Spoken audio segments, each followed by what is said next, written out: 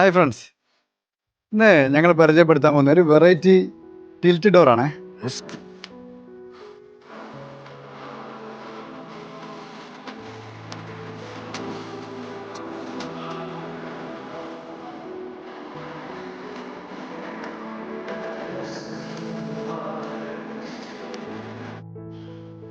ഇത് ഫ്രെയിമിലേക്ക് 2x1 square ട്യൂബും ഇൻസൈഡിൽ 5/8 സ്ക്വയറും അതിൻ്റെ ഇൻസൈഡിൽ ഒരു ഡിസൈനിൽ HPL ഷീറ്റും ഇതിന് യൂസ് ചെയ്തിട്ടുണ്ട്.